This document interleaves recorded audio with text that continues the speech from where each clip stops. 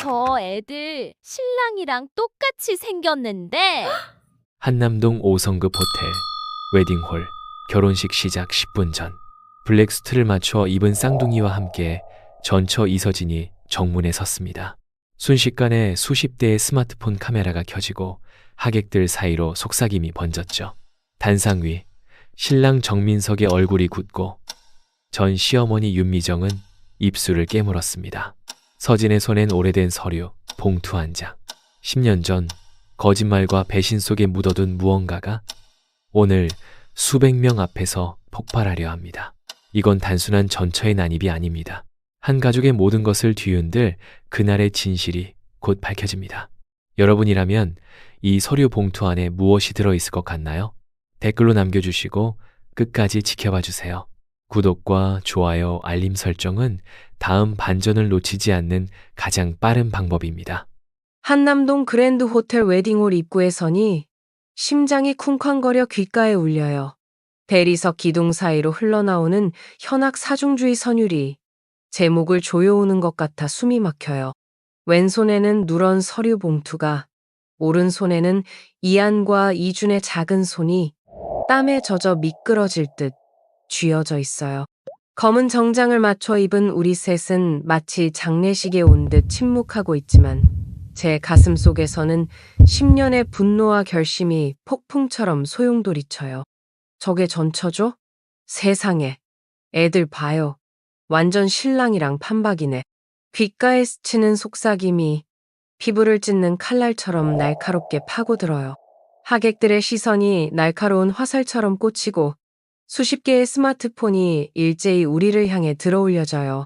플래시가 번쩍이고 셔터 소리가 잔인한 총성처럼 연달아 울려요. 이미 우리는 SNS의 실시간 콘텐츠가 되어가고 있고 그 소음에 귀가 멍해져요. 불안한 듯 제 손을 꼭 쥐인 이안의 손바닥에서 흘러내리는 식은땀이 제 손목을 타고 흘러요. 이주는 고개를 들어 웨딩홀 안을 응시하는데 그 까만 눈동자에 비치는 결연함이 10년이라는 시간이 무색해질 만큼 닮은 누군가를 찾고 있음이 너무나 분명해요. 엄마, 저기, 이준의 목소리가 불안하게 떨려요. 시선을 따라가니 제 심장이 한 박자 멈춰요. 민석이 보여요. 눈부신 화이트 턱시도를 입은 그는 제가 10년 전 마지막으로 본 모습보다 더 단단해 보이고 더 성공한 모습으로 서 있어요. 사업가로서의 성공이 그의 자신감을 완성시킨 듯하지만 우리와 눈이 마주친 순간 그의 얼굴에서 모든 색이 물감처럼 흘러내리고 창백한 공포만 남아요. 그 옆에 선 윤미정은 화려한 비취색 한복 차림이지만 우리를 발견한 순간 눈가에 주름이 깊게 파이고 얼굴 근육이 굳어버려요. 한치의 오차도 허용하지 않던 그 완벽주의 시어머니의 잔을 쥔 손이 미세하게 떨리는 것이 먼 거리에서도 선명하게 보여요. 애들 아빠가 저기 있어요? 이안의 질문에 가슴이 무너져 내리는 것 같아요. 대답 대신 저는 봉투를 더 단단히 쥐어요. 손끝이 하얗게 변할 정도로. 안에는 10년 동안 가슴 깊이 묻어두었던 진실의 무게가 고스란히 담겨 있어요.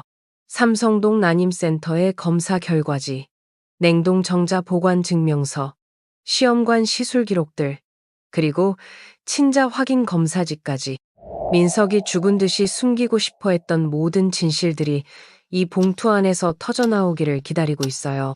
천장의 샹들리에 빛이 비수처럼 반사되어 제 결혼 반지가 있던 자리에 희미한 흔적만 남은 왼손 약지를 비춰요.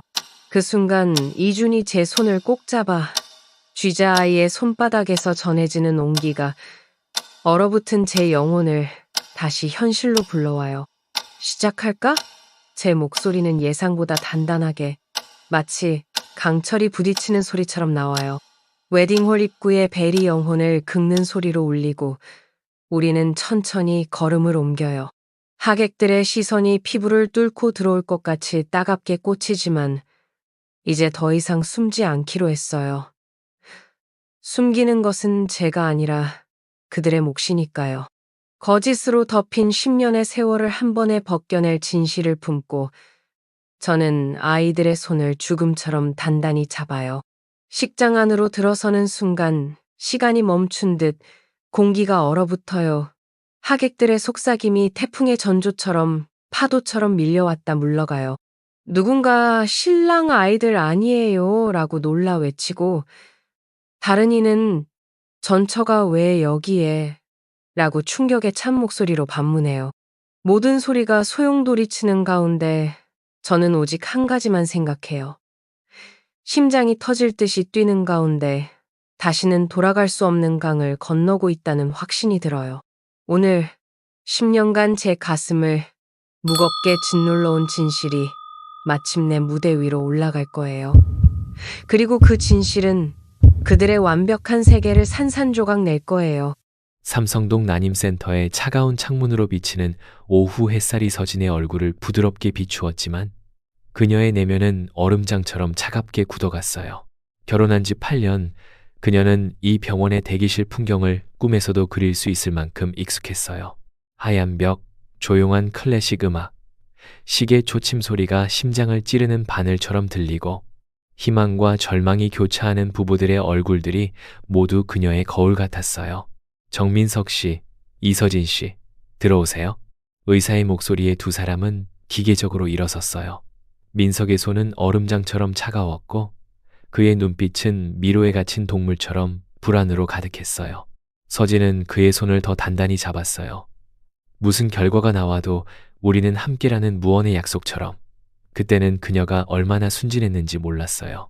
진료실 책상 위에는 두 사람의 검사 결과지가 운명의 선고처럼 나란히 놓여 있었어요. 의사는 안경을 고쳤으며 차분히 말했어요. 이서진 씨는 모든 수치가 정상입니다. 배란, 호르몬, 자궁 내막 상태 모두 양호합니다. 희미한 안도감이 서진의 가슴을 스쳤지만 그것은 폭풍 전의 고요와도 같았어요. 의사의 표정이 무거워지는 것을 보며 그녀는 본능적으로 민석의 손을 더 꽉 쥐었어요. 마치 이미 다가올 비극을 예감한 듯이. 정민석 씨의 경우 의사는 잠시 말을 멈추고 검사지를 다시 한번 확인했어요. 무정자증으로 확인됩니다. 정자가 거의 발견되지 않는 상태입니다. 서진의 귀에 피가 몰리는 소리가 천둥처럼 울렸어요. 옆에서 민석의 숨이 멎는 것이 느껴졌어요. 의사의 입에서 나오는 말들 치료 가능성, 냉동 보관, 시험관 시술은 멀리서 들려오는 바다 소리처럼 희미했어요. 확률은 낮지만 극소량의 정자를 채취해 냉동 보관하는 방법이 있습니다. 나중에 시험관 시술을 시도해 볼 수 있고요. 의사의 말이 끝나자마자 민석은 마치 불에 댄 것처럼 갑자기 자리에서 벌떡 일어섰어요. 그의 목소리는 서진이 한 번도 들어본 적 없는 얼음장 같은 차가움으로 가득했어요. 검사가 잘못된 거 아닙니까? 다시 해봐야겠습니다. 그날 밤 아파트는 무덤처럼 숨막히도록 조용했어요. 서진은 떨리는 손으로 차 한 잔을 들고 발코니에 나갔어요. 서울의 불빛이 차가운 별처럼 무심하게 빛나고 있었어요. 그녀는 괜찮아라는 말을 파도처럼 끊임없이 되뇌었어요. 함께 이겨낼 수 있다고, 시험관 시술도 있다고, 입양도 좋은 선택이라고. 하지만 민석은 달랐어요. 이튿날 그의 어머니 윤미정이 불쑥 찾아왔을 때 서진은 부엌에서 차를 준비하다 우연히 거실의 대화를 듣게 되었어요. 그 순간 그녀의 세계는 완전히 무너져 내렸어요. 검사 결과가 어떻게 나왔어? 윤미정의 목소리는 군대 지휘관처럼 단호했어요. 잠시 죽음 같은 침묵이 이어졌어요. 서진은 숨을 죽이고 귀를 기울였어요. 그때 민석의 목소리가 들렸어요. 서진이 문제가 있어요. 호르몬 불균형으로 임신이 어렵대요. 찻잔이 서진의 손에서 미끄러져 카펫 위에 산산조각 났어요. 뜨거운 차가 발등을 덮쳐 화상을 입혔지만 그 순간 느낀 육체적 고통은 그녀의 가슴에 난 상처에 비하면 아무것도 아니었어요. 거짓말, 배신의 칼날 같은 명백한 거짓말이었어요. 그래서 내가 항상 말했잖아. 우리 가문에는 대를 이을 아들이 필요해. 8년이나 됐는데 아직도 소식이 없다니. 윤미정의 목소리가 계속 이어졌지만 서진의 귀에는 더 이상 들리지 않았어요. 다만 남편의 침묵만이 천둥처럼 귓가에 울렸어요. 그 침묵은 어떤 말보다도 큰 배신이었어요. 그로부터 3주 후 차갑게 빛나는 대리석 식탁 위에 이혼 서류가 사형 선고처럼 놓여 있었어요. 서진은 마비된 손가락으로 그 서류를 만졌어요. 창밖으로 보이는 가을 하늘은 너무도 선명한 파란색이어서 그녀의 상황과 대비되어 더욱 잔인하게 느껴졌어요. 우리 집안에 체면이 있어. 윤미정의 목소리는 얼음장같이 차가웠어요. 아이를 낳지 못하는 며느리는 필요 없어. 깨끗하게 나가주면 위자료는 넉넉히 줄게. 서진은 마지막 희망을 품고 민석을 바라보았어요. 8년을 함께한 남편의 눈에서 찾고자 했던 것은 사랑이 아니라 그저 진실이었어요. 하지만 그의 눈은 죽은 물고기처럼 창밖만 응시하고 있었어요. 친구들에게는 네가 일에 집중하고 싶어서 나간 걸로 말할게. 민석이 마침내 입을 열었어요. 그의 목소리에는 감정이 없었어요. 회사 이미지도 있고 불필요한 소문은 피하자. 서진의 손이 종이를 쥐고 있는 동안 눈물이 떨어져 잉크를 번지게 했어요. 그녀의 눈에서 뜨거운 눈물이 폭포수처럼 흘러내렸지만 그녀는 아무 말도 하지 않았어요. 단지 펜을 들어 이혼 서류에 서명했어요. 잉크가 번지는 것을 보며 서진은 생각했어요. 진실보다 체면을 선택한 이 순간 돌이킬 수 없는 무언가가 시작되었다고. 이혼 서류에 서명한 손가락에서 결혼 반지를 빼는 순간 서진의 가슴 한구석에 작은 씨앗이 심어졌어요.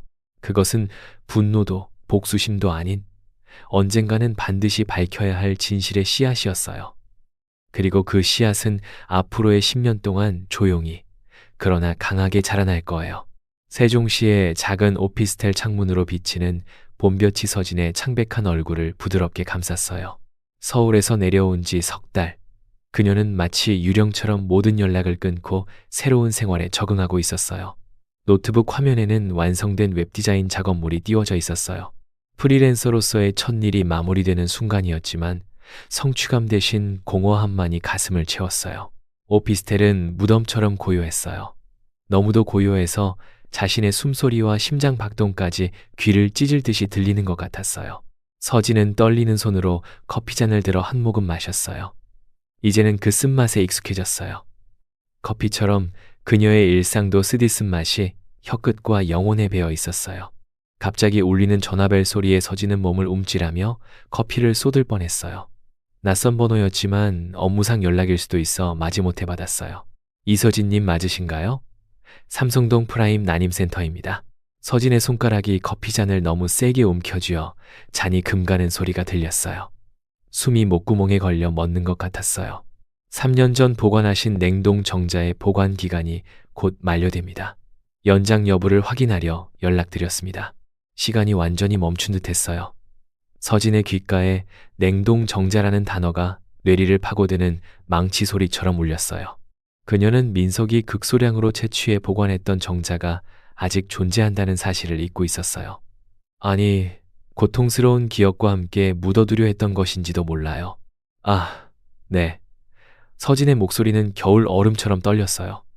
그런데 혼자서도 시술이 가능할까요? 전화기 너머로 잠시 긴장된 침묵이 흘렀어요. 그리고 상담원의 조심스러운 목소리가 들려왔어요. 법적 배우자가 아니시면 동의서가 필요합니다만 정자 제공자가 이미 동의한 경우라면 단독 시술도 가능합니다. 통화를 마친 후 서진은 창가에 서서 한참을 바깥을 내다보았어요. 세종의 새로운 도시 풍경이 햇살에 반짝였지만 그녀의 눈에는 들어오지 않았어요. 그녀의 머릿속에는 수많은 생각이 폭풍우처럼 몰아쳤어요. 이것은 운명일까? 아니면 어리석은 집착일까? 혹은 새로운 시작의 가능성일까? 그날 밤 서진은 천장을 바라보며 뜬 눈으로 밤을 지새웠어요. 창문 너머로 보이는 별들이 그녀에게 속삭이는 것 같았어요. 네, 선택은 무엇이니? 서진의 가슴은 이미 답을 알고 있었어요. 이것은 복수가 아니에요. 그저 그녀가 원했던 그리고 지금도 원하는 삶의 한 조각을 찾는 것뿐이었어요. 다음 날 서진은 심장이 터질 듯한 긴장감을 안고 삼성동 난임센터를 찾았어요. 익숙한 대기실. 그러나 이번에는 혼자였어요. 간호사가 건넨 서류들을 작성하며 그녀의 손은 바람에 흔들리는 나무잎처럼 미세하게 떨렸어요. 정자 제공자와의 관계란에 전 배우자라고 적는 순간 현실감이 파도처럼 밀려왔어요. 첫 시술은 성공률이 30% 미만으로 낮을 수 있습니다. 의사의 목소리는 부드럽지만 냉정했어요. 특히 냉동정자의 경우 더욱 그렇습니다. 마음의 준비를 하셔야 합니다. 서진은 고개를 끄덕였어요. 그녀는 모든 가능성을 받아들일 준비가 되어 있었어요. 성공이든 실패든 이것은 그녀의 선택이었어요. 첫 번째 시술은 실패했어요.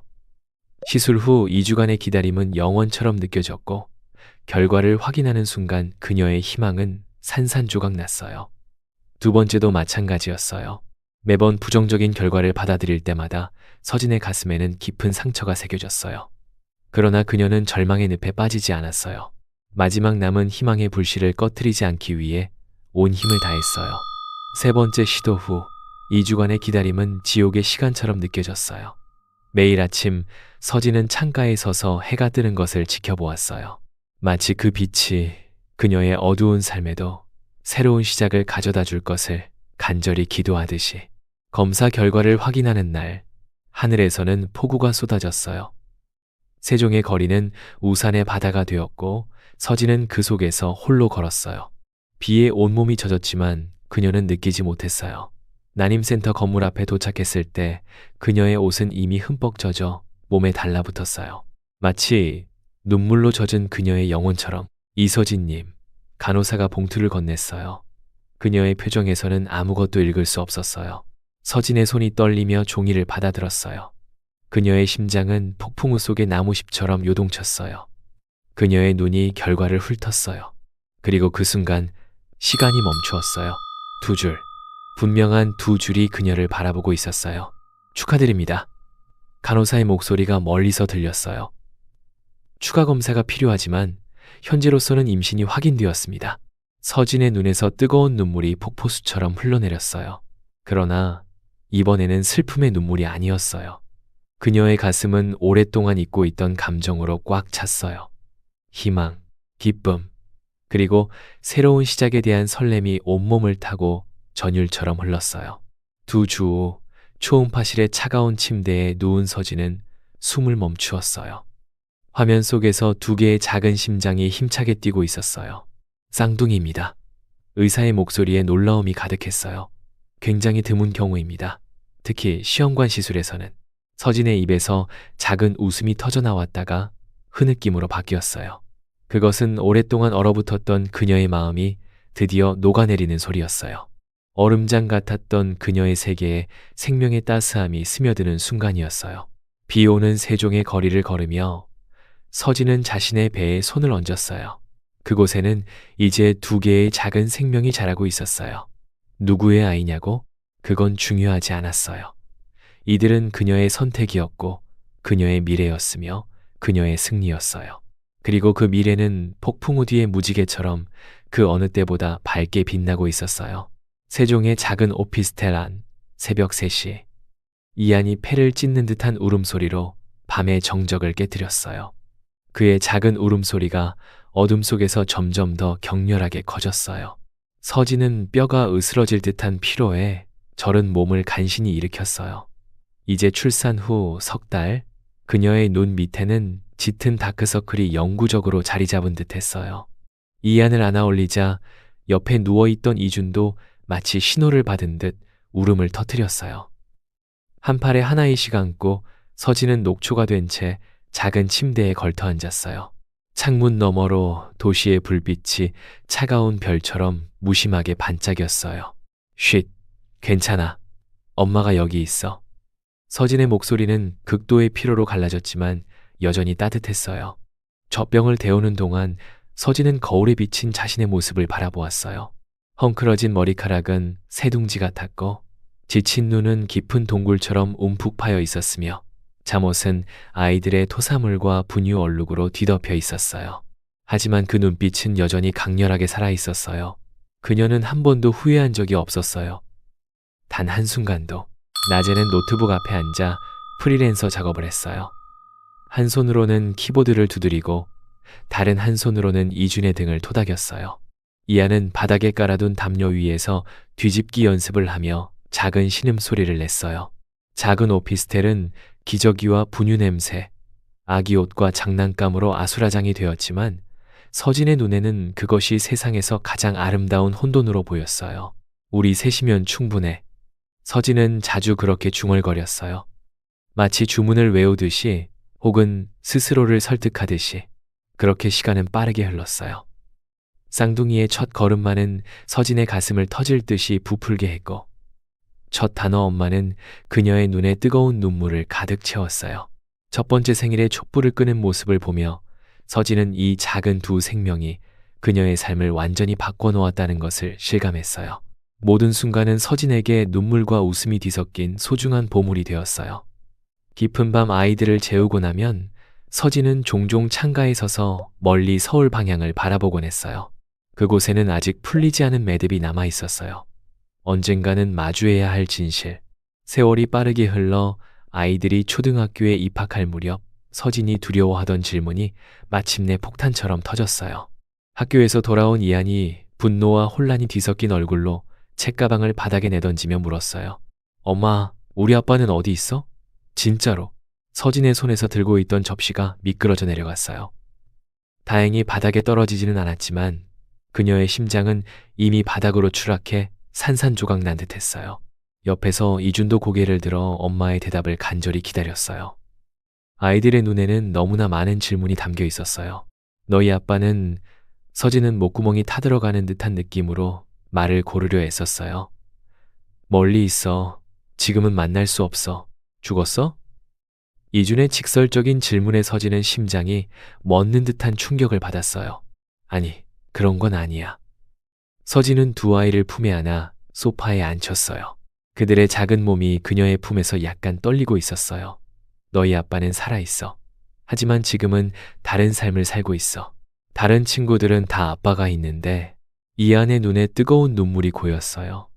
오늘 참관 수업 날인데 우리만 엄마 혼자 왔어. 민준이가 우리 보고 아빠도 없는 애들이래. 서진의 가슴이 무거운 바위처럼 가라앉았어요. 거실 벽에 걸린 세 사람의 사진을 바라보며 그녀는 언젠가는 아이들에게 진실을 말해야 할 때가 올 것임을 알고 있었어요.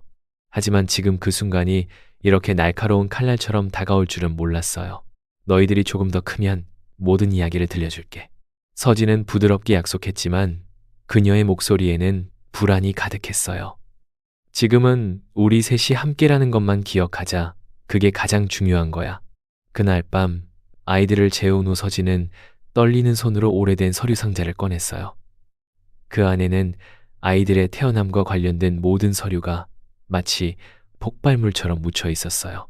난임센터 기록, 시술 동의서, 출생 증명서, 그리고 한 번도 보내지 않은 편지. 민석에게 쓴, 하지만 끝내 용기가 부족해 보내지 못한 그 편지에는 쌍둥이의 존재가 적혀 있었어요. 창밖으로 세종의 깊은 밤하늘을 바라보며 서진은 고통스러운 깨달음을 얻었어요. 아이들이 자신의 뿌리를 알 권리가 있다는 것을. 거짓으로 덮을 수 있는 나이는 이미 지났어요. 이한과 이준이 스스로 선택할 수 있게 하려면 그들은 아버지의 진짜 얼굴을 봐야 했어요. 비록 그것이 추한 진실일지라도. 서진은 결연한 표정으로 노트북을 열었어요. 검색창에 정민석 CEO를 입력했어요. 수많은 기사와 사진이 화면을 채웠어요. 성공한 IT 기업가, 혁신적인 리더, 자선활동가로 포장된 그의 모습. 그리고 곧 결혼한다는 최신 뉴스가 화면 맨 위에 떠올랐어요. 진실을 말할 시간이 왔구나. 서진은 이를 꽉 물고 중얼거렸어요.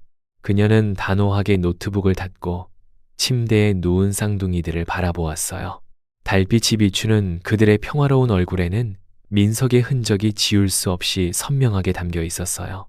높은 코의 모양, 굵은 눈썹의 곡선, 심지어 자는 모습의 작은 습관까지도.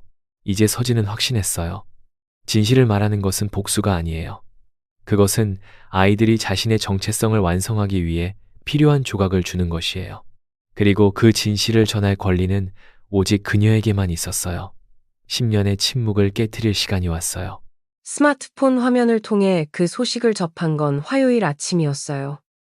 아이들을 학교에 보내고 첫 커피를 마시며 무심코 SNS를 확인하던 중이었어요. 화면 속에서 민석의 얼굴이 갑자기 나타났을 때 저는 심장이 멎는 듯한 충격에 커피잔을 떨어뜨릴 뻔했어요. IT 혁신기업 테크노바 정민석 CEO, 한유리 전 홍보이사와 5월 결혼 발표. 기사 사진 속 민석은 환하게 웃고 있었어요.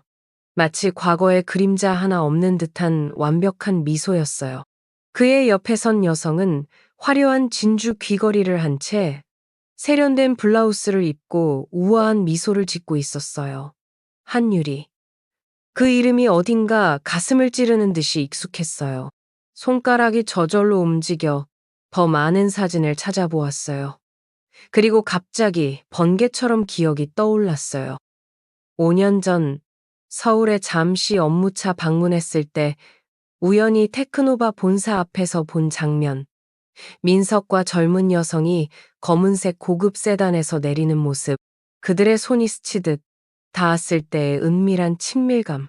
그때의 그 여성이 한유리였어요. 떨리는 손으로 기사를 더 읽어내려갔어요. 수년간의 연인 관계 끝에 결실을 맺게 되어 기쁘다는 민석의 코멘트가 칼날처럼 눈에 들어왔어요. 수년간이라고요? 저는 머릿속으로 필사적으로 계산해 보았어요. 아이들이 이제 10살. 그들이 태어난 건 제가 이혼하고 1년 후였으니 그 시점에는 이미 그들이 만나고 있었다는 계산이 나와요. 배신감이 쓰나미처럼 밀려왔어요.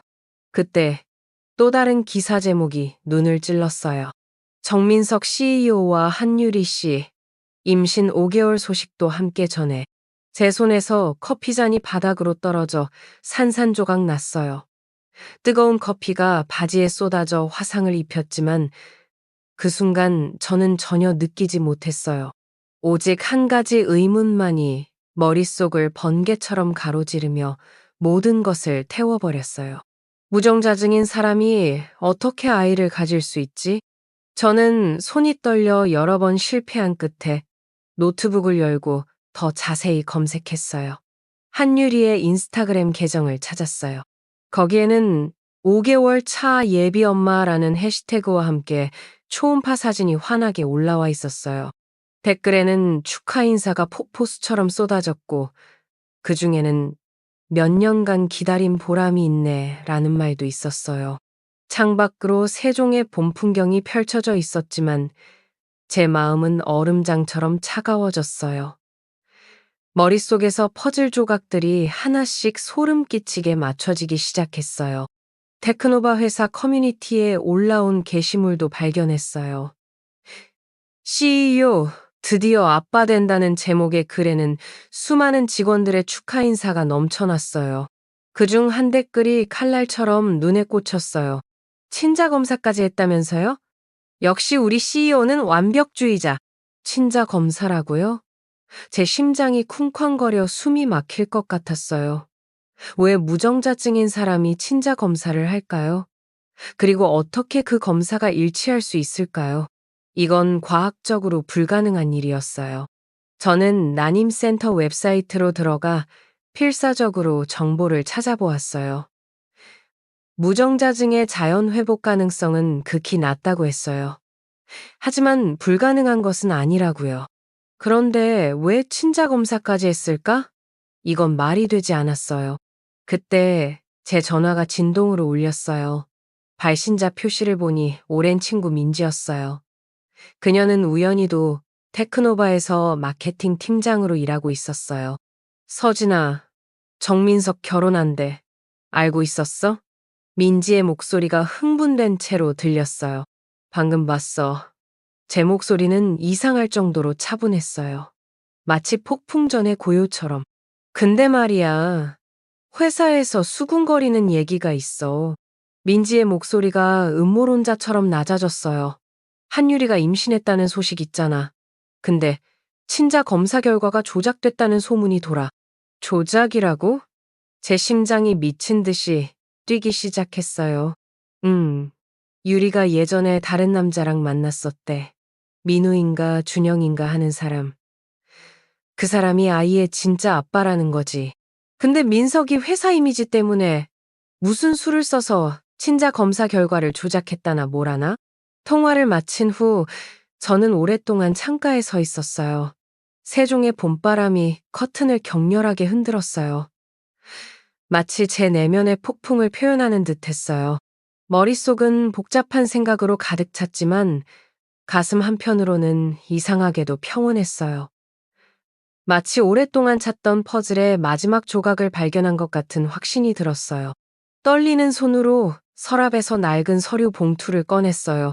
그 안에는 10년 전의 진단서, 시술 기록, 그리고 친자 확인을 위해 개인적으로 의뢰했던 DNA 검사 결과가 있었어요. 이한과 이주는 분명 민석의 아이들이었어요. 99.9% 일치. 그 증거가 제 손에 있었어요. 달력을 보니 민석의 결혼식은 이번 주 토요일이었어요. 한남동 그랜드 호텔. 도시에서 가장 럭셔리한 웨딩홀이라고 했어요. 저는 깊은 숨을 들이쉬며 결심했어요. 더 이상 숨기지 않겠다고. 아이들에게도, 세상에도, 무엇보다 민석 자신에게도. 진실은 10년이란 시간 동안 너무나 깊이 묻혀 있었지만 이제 그 무거운 짐을 내려놓을 때가 왔어요.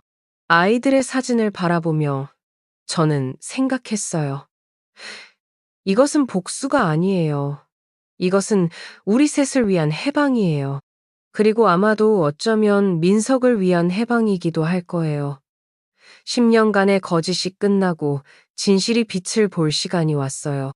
그 질문 하나가 웨딩홀에 천둥처럼 울려 퍼져요. 민석의 눈에서 눈물이 폭포수처럼 흘러내려요. 그는 무슨 말을 해야 할지 몰라 입을 열었다 닫았다 할 뿐이에요. 마치 산소가 부족한 물고기처럼 그저 허공을 헤맬 뿐이에요. 당신은 거짓말을 선택했고 저는 진실을 선택했어요. 서진이 얼음장 같은 목소리로 말해요. 이제 우리 아이들이 스스로 선택할 차례예요. 당신이 어떤 사람인지 직접 보고 그들이 원하는 대로 결정할 거예요. 그 순간 식장 곳곳에서 스마트폰 카메라 플래시가 번쩍이며 폭풍우처럼 쏟아져요. SNS에 실시간으로 이 충격적인 장면이 올라가고 있다는 사실을 모두가 알고 있어요. 테크노바 CEO의 숨겨진 과거와 위조된 친자 관계가 전국적인 스캔들로 변하는 순간이에요. 한유리는 하객들의 시선을 피해 눈물을 흘리며 자리를 황급히 떠나고 그녀를 쫓아 자칭 아이의 친부인 남자도 식장을 뛰쳐나가요. 하객들은 충격에 휩싸인 채 서로를 바라보며 웅성거리고 일부는 서둘러 자리를 떠나기 시작해요. 윤미정이 마침내 정신을 차리고 떨리는 다리로 일어나 쌍둥이에게 다가와요. 그녀의 눈에는 믿을 수 없다는 충격과 동시에 갈망과 후회가 복잡하게 어려 있어요. 손주들을 처음 보는 순간 그녀의 눈에서 뜨거운 눈물이 흘러내려요. 정말 우리 손주들이니? 그녀의 목소리는 10년 전의 강단이 사라지고 떨림만 남아있어요. DNA 검사 결과가 증명하고 있어요. 서진이 단호하게 대답해요. 당신이 10년 전 쫓아낸 며느리가 당신 가문의 유일한 대를 이어주었어요. 아이러니하지 않나요? 윤미정의 눈에서 눈물이 끊임없이 흘러내려요. 그녀는 떨리는 손을 뻗어 쌍둥이를 안으려 하지만 서진이 손을 들어 단호하게 막아요. 아직은 안 돼요. 아이들이 혼란스러워요. 당신들에게 10년이란 시간이 있었지만 선택하지 않았어요. 모든 것은 이제부터 아이들의 속도에 맞춰 진행될 거예요. 민석이 마침내 단상에서 내려와 쌍둥이 앞에 무릎을 꿇어요. 그의 흰 턱시도는 구겨지고 얼굴은 눈물과 콧물로 범벅이 돼요. 그의 완벽한 이미지는 이미 바닥에 내던져진 가면처럼 박살이 난 상태예요. 이하나, 이준아. 그의 목소리는 낯설고 쉰 소리로 들려요. 아빠가 정말 미안해. 정말 미안해. 이한과 이준은 서로를 바라봐요. 쌍둥이만이 가진 무언의 대화가 오가는 듯해요. 그들의 눈에는 혼란과 호기심, 그리고 어떤 결심 같은 것이 복잡하게 뒤섞여 있어요. 우리가 있는지 알고 있었어요? 이준이 날카롭게 물어요. 민석은 고개를 저어요. 그의 온몸이 흐느낌으로 떨려요. 몰랐어. 정말 몰랐어. 알았다면 꼭 찾아갔을 거야. 그럼 왜 우리 엄마한테 거짓말했어요? 이안의 질문은 독화살처럼 날카롭게 민석의 가슴을 꿰뚫어요. 왜 엄마가 아픈 거라고 했어요? 엄마가 우리한테 다 알려줬어요. 민석은 대답하지 못해요. 그저 바닥을 내려다보며 끊임없이 눈물만 흘릴 뿐이에요. 그의 어깨가 흐느낌으로 들썩여요. 서진은 아이들의 어깨에 손을 단단히 얹어요. 오늘은 여기까지만 하자. 너무 많은 일이 있었어. 이제 돌아가자. 식장을 나서는 세 사람의 뒤로 무너진 결혼식의 잔해가 남아요. 하객들의 충격에 찬 속삭임, 흐트러진 꽃장식, 울리지 못한 결혼행진곡. 뒤에서는 여전히 스마트폰 카메라가 찍히는 소리가 끊이지 않고 누군가는 실시간 방송까지 하고 있어요. 호텔 밖으로 나온 서진은 가슴 깊은 곳에서 올라오는 감정에 깊게 숨을 들이마셔요. 10년간 가슴에 무겁게 짓누르던 진실이 마침내 밝혀진 순간 그녀는 이상하게도 가벼움을 느껴요. 그것은 복수의 쾌감이 아니라 오랜 짐을 내려놓은 해방감이었어요. 마치 쇠사슬에 묶여 있다가 마침내 자유를 얻은 듯한 느낌이에요. 엄마, 이제 어떻게 돼요? 이안이 불안한 목소리로 물어요. 그의 작은 손이 서진의 손을 꼭 잡아요. 서진은 두 아이를 가슴에 꽉 안아요. 그녀의 심장이 아이들의 심장과 함께 뛰는 것을 느낄 수 있어요. 우리는 그냥 우리대로 살아갈 거야. 전과 다름없이. 다만 이제는 진실을 알게 된 채로. 아빠는요? 이준이 조용히 물어요. 그건 네가 결정하는 거야. 만나고 싶으면 만나도 돼. 하지만 억지로 만날 필요는 없어. 모든 선택은 너희들의 것이야. 세 사람은 한남동의 번화가를 천천히 걸어 내려가요. 뒤에서는 여전히 웨딩홀의 소란이 들리지만 그들은 이미 새로운 시작을 향해 걸어가고 있어요. 비록 앞으로의 길이 험난할지라도 적어도 그들은 이제 진실 위에 서 있어요. 그리고 그 단단한 토대 위에서 그들은 진정한 자신들의 이야기를 써나갈 준비가 되어 있어요. 대학병원 친자 확인 검사실 앞 차가운 벤치에 앉아 있어요. 병원 특유의 소독약 냄새가 코끝을 자극하고 형광등 불빛이 제 얼굴을 무자비하게 비춰요. 아이들은 이미 검사를 마치고 옆에 있는 카페테리아에서 간식을 먹고 있어요. 복도 저편에서 민석이 느린 발걸음으로 걸어와요. 일주일 전에 완벽한 CEO의 모습은 온데간데 없고 그의 얼굴은 마치 10년이나 더 늙어 보여요. 눈 밑에 다크서클이 깊게 패여 있고 면도하지 않은 수염이 거칠게 자라 있어요. 결과 나왔어요. 제가 차갑게 말해요. 99.99% 일치. 의심의 여지가 없네요. 민석은 말없이 벤치에 무겁게 앉아요. 그와 나란히 앉는 건 이혼 후 처음이에요. 우리 사이에는 말로 표현할 수 없는 무거운 침묵이 내려앉아요. 마치 10년의 시간이 눈에 보이는 벽처럼 우리 사이에 서 있는 것 같아요. 미안해. 마침내 그가 입을 열어요. 그의 목소리는 낯설게 쉬어 있고 자신감 넘치던 CEO의 모습은 찾아볼 수 없어요. 모든 일에 대해 정말 미안해.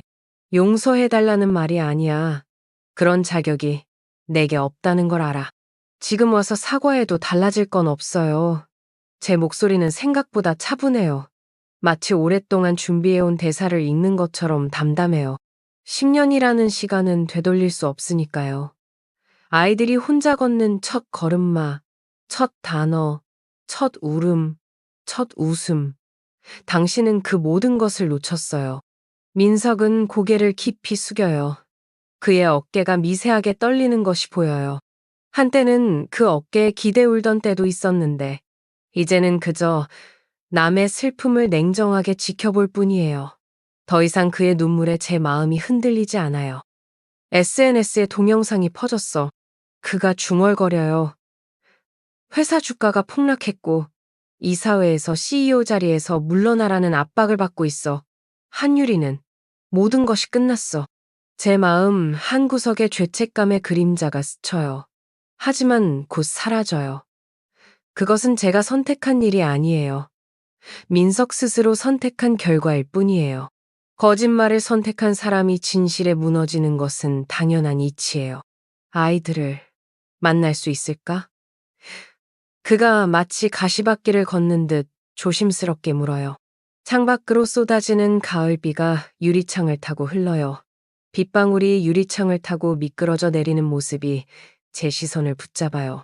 마치 흘러간 시간처럼, 되돌릴 수 없는 것들처럼. 그건 아이들의 의사에 달려 있어요. 제가 단호하게 대답해요.